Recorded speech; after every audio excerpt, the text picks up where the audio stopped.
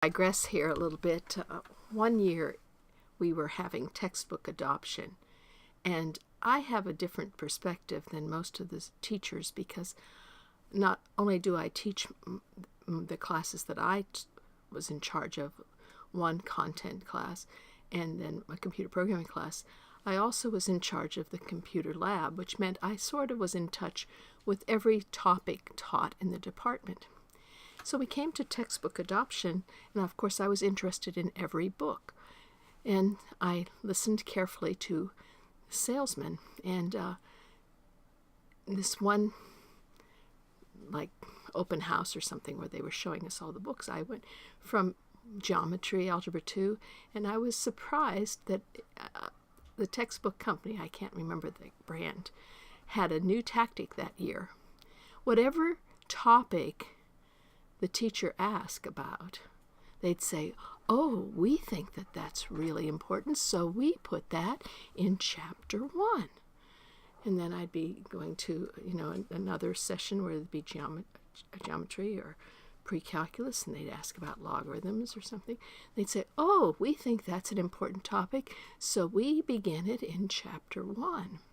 Well, as a matter of fact, we adopted those textbooks. And the first thing we found out was that they put everything in chapter 1. That way the salesman only had to know chapter 1. They didn't have to know their way around the whole book. And this ended in a sort of a crisis because the very first chapter in Algebra 1, they were going into exponentials and parabolas, and the teachers were making extra worksheets because they thought, oh, this is not a thorough enough treatment. And at that point, I created this program because I could sort of see what was going on, and I said, just stop right here and I'll make a program and you bring the class to the lab and then we'll deal with it. And I said, I made this thing that's called the family of functions. So I told the kids, sit back, relax. When you go to the movies, you see previews of coming attractions. You see what you're to expect next spring or next year. And they show you what's coming up. You don't know everything about those movies, but you see what's going to happen. And that's what was happening with these books. They were putting the whole year out in front of the students, but the children were getting bogged down because they thought they had to memorize everything. The teachers thought they had to teach everything. So I made this family of functions, a family album about functions, and just sit back and relax. How much you learn is going to vary, and then as we bump into them throughout the year, you'll say, oh yeah.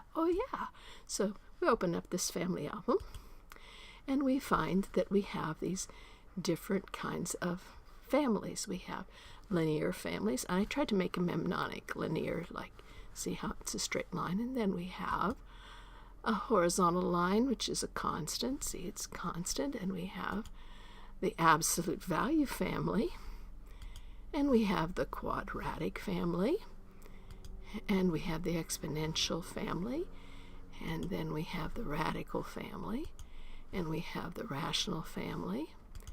And you can go back and look at these, and I just tried to, make some sort of real world thing when, this linear is the more you work, the more you get paid, and exponential, I talked a little bit about, this is what the scientists are worried about when we have an epidemic. As time goes on, more and more people get sick.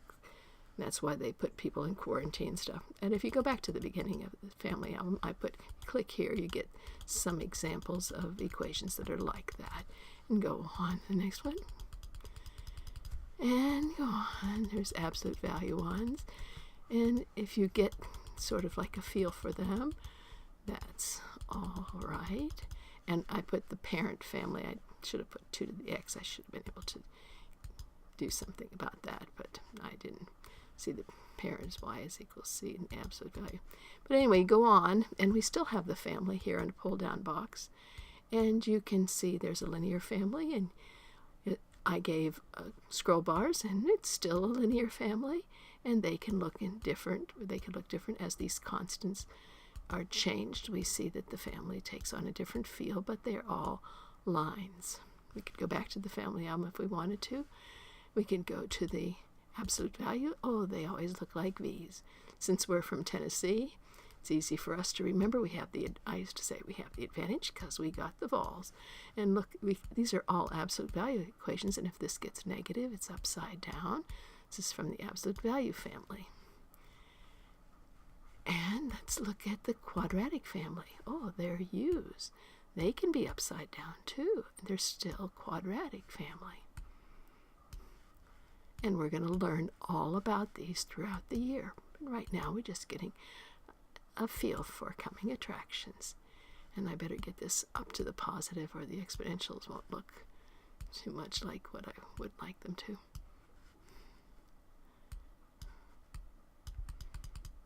Let me get this away from -10.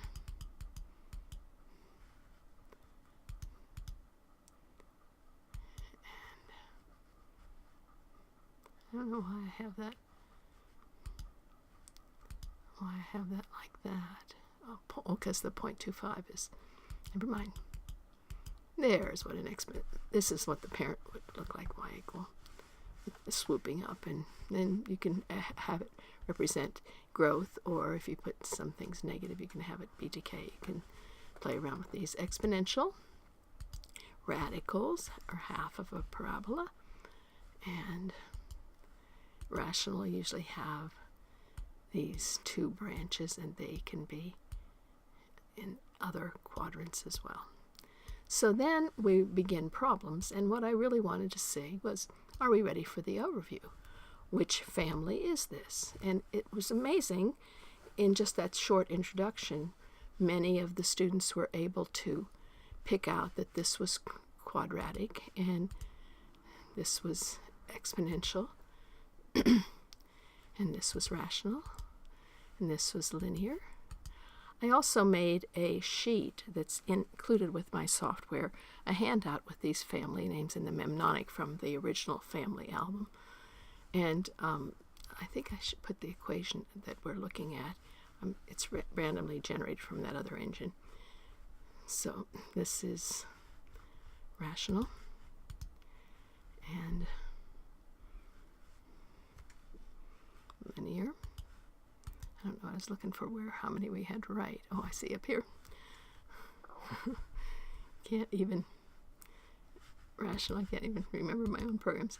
Absolute value. Anyway, students got pretty good, and some teachers said when they came to the actual chapter where they studied absolute value or they studied quadratic, the students were somewhat familiar with the names, and I said just go through the chapter, give as much overview as you can, and if they can pick out the different families, then that would be good. And you can go back to the family album and use it for review for the different kinds of functions that you're going to study in Algebra 1.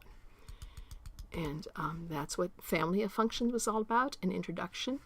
You can bring it up on your computer anytime you want to reference the different families and want to see, the equations, what they look like. And I guess we're into the problems now, but let's go back to this. I thought I guess we're right here. Anyway, so I think if we close this, we might be able to get 8 problems in 118 seconds. We might be able to get to the place where, by choosing the different family, you can then explore each family as you want. You could use this at the introduction of each particular chapter, or like that one book did, give an overview at the beginning for what was to come. They really didn't have to teach the entire year in chapter 1. So we just were unfamiliar with the book. So I hope that this helps you. I think that even though we sort of were tricked into making this program, it turned out to be a good overview and a good way to start the year. Thanks. Bye.